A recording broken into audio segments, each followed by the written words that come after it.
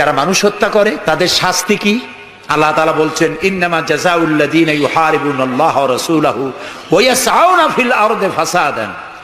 যারা আল্লাহর এই জমিনে বিপর্যয় সৃষ্টি করতে চায়, সন্ত্রাস সৃষ্টি করতে চায়, তাদের জন্য 4 প্রকার শাস্তি। কয় প্রকার শাস্তি? কে বলতেছে?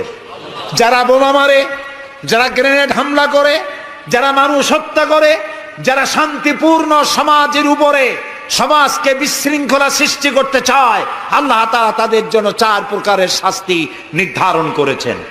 আইয়ুকাত্তালু, তাদেরকে হত্যা করো, আও ইউসাল্লাবু, অথবা তাদেরকে শুল দণ্ডে দিয়ে দাও, আও তুকাত্তা আইদিয়াহুম ওয়া আরজুলিহিম, অথবা তাদের ডান হাত আর বাম হাত উল্টা কেটে দাও। হয় প্রথমে ডান, পরে বাম পা, বাম হাত ডান পা, একটার উল্টা আর একটা কাটো। চতুর্থ, আও ইউনফাউ মিনাল আরদ, অথবা দেশ থেকে বহিষ্কার করে দাও।